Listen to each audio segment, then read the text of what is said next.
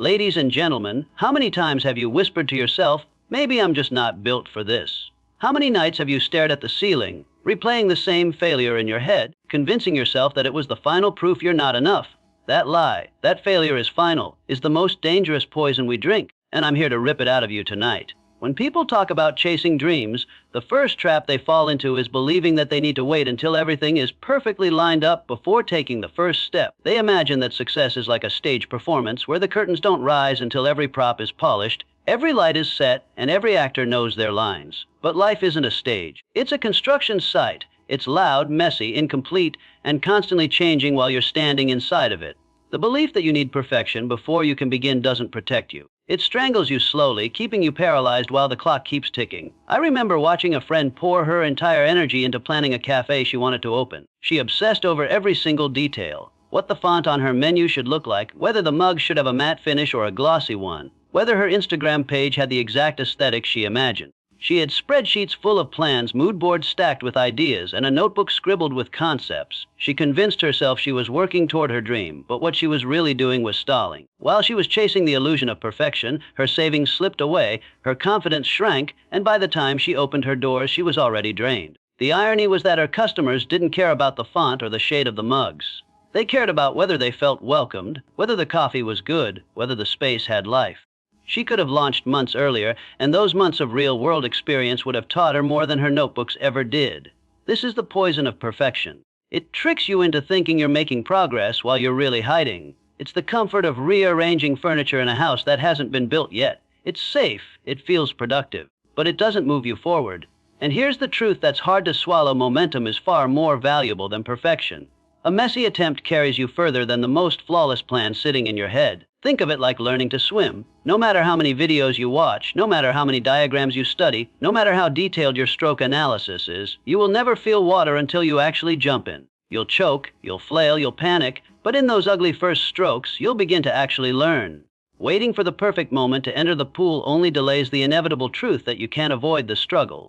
Struggle is the classroom where skill is built. When you force yourself to move before you feel ready, something powerful happens. The world responds, you get feedback, you learn, you adapt. Suddenly the problems you feared so much become stepping stones. The website doesn't need to be flawless to get your first client. The speech doesn't need to be perfect to connect with an audience. The painting doesn't need to be a masterpiece to unlock the next level of your art. What matters is that you put something real into the world and let reality sharpen you. So ask yourself, what dream have you been delaying under the disguise of preparation? What project sits in your folder marked someday because you keep polishing it instead of releasing it? If you are honest, you'll see that perfection has been your excuse, not your standard. You don't need a perfect plan. You need a courageous first move. And that first move, even if it feels clumsy, even if it feels small, is the moment you take back power from fear. Perfection is a myth. Momentum is real. The longer you cling to the myth, the further you drift from the life you want. But the instant you choose movement over perfection, you step into a new reality where progress is no longer something you dream about. It becomes something you live. There's a hard truth most people don't want to hear. Every dream, every ambition, every version of success you crave comes with a cost. You don't get it for free. You don't even get it at a discount. You pay for it with pain, rejection, late nights, and moments of doubt that cut deeper than you expect. The mistake is thinking pain is punishment, as if the universe is trying to block you from what you want. Pain isn't punishment. It's the rent. It's the unavoidable price tag on every meaningful goal, and most people walk away not because the dream is too small, but because they refuse to pay the rent it requires. I learned this when I forced myself to start cold calling potential clients for a project I believed in. Every ring of the phone made my chest tighten. Every rejection felt like someone slamming a door in my face. There were days I would stare at the phone, my finger hovering over the keypad, inventing excuses not to dial. I wanted to avoid the sting. I wanted the dream without the discomfort. But I realized something. Every no wasn't the end of my path, it was the toll booth I had to pass through. The discomfort wasn't a sign that I was failing. It was the proof that I was moving. Every single successful deal I closed later had a trail of painful rejections behind it. If I hadn't been willing to endure the sting, I would have never gotten to the win. Think about it like climbing a mountain. The view at the top is breathtaking, but to get there you have to scrape your hands on rocks, push through burning legs, gasp for air, and keep moving when your body begs you to stop. Those struggles aren't proof that you're on the wrong path. They are the unavoidable toll you must pay to earn the summit.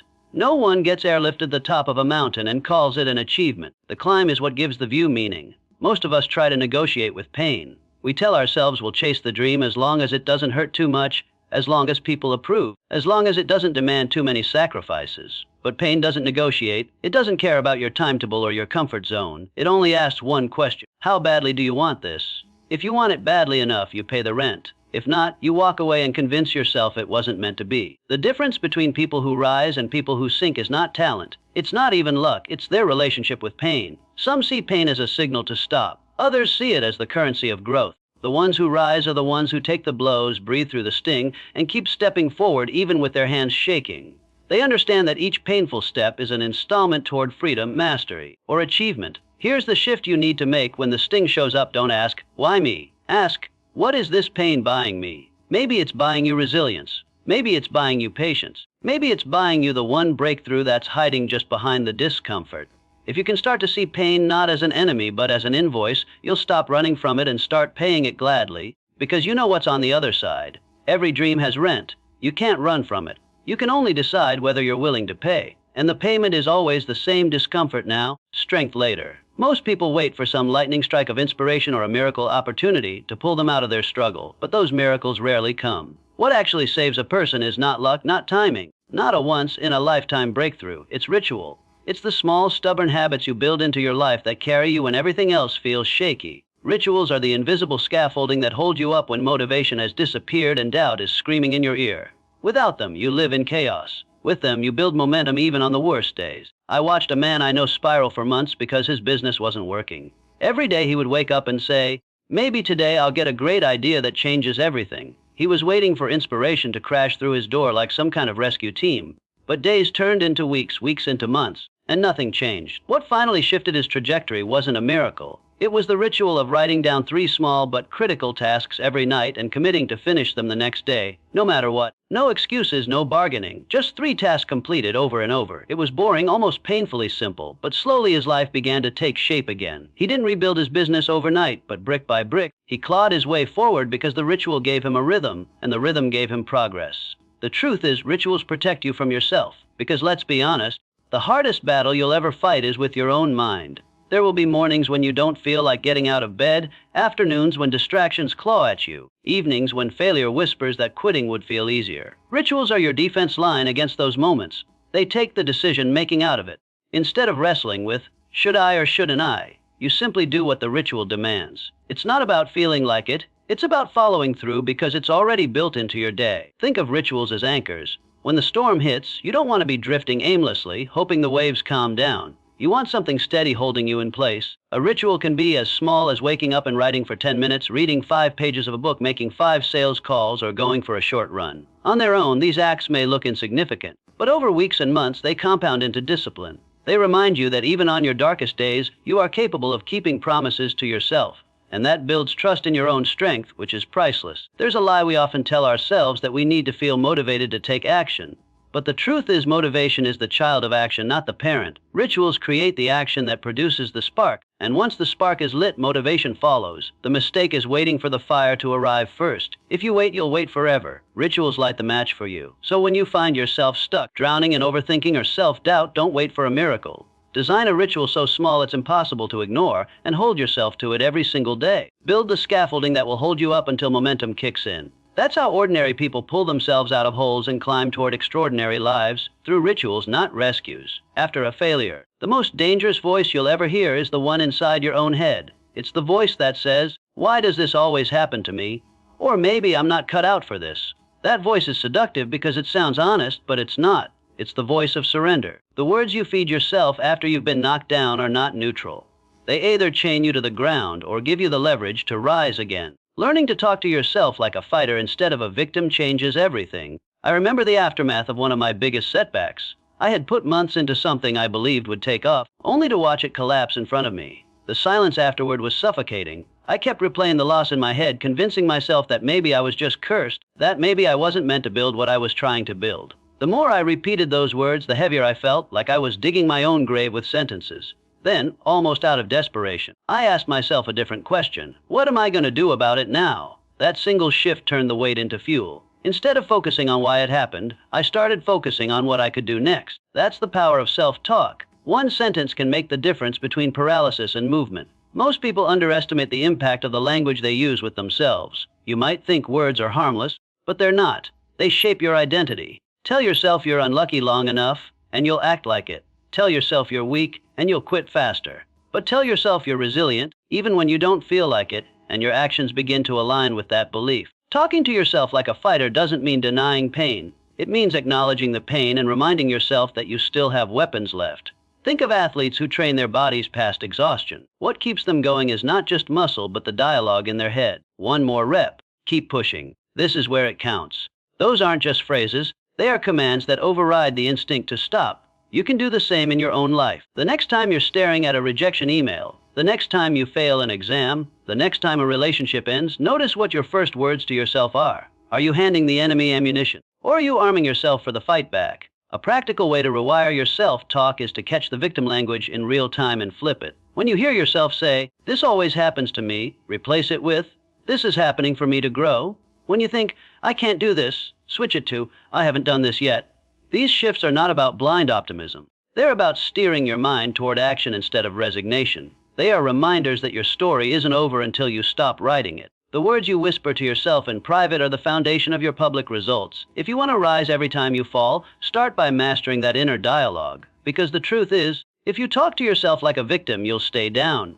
But if you talk to yourself like a fighter, even when your hands are shaking and your heart is broken, you'll find a way to stand again. One of the most dangerous traps after a fall is letting failure grow roots inside your life. It shows up once, knocks you down, and instead of letting it pass through, you give it permission to unpack its bag, sit on your couch, and whisper in your ear for years. I've seen people lose a job and spend the next 5 years telling everyone about that loss as if it were the central story of their existence. I've seen someone end a relationship and carry the bitterness like a badge, using it as proof that they are doomed to be alone.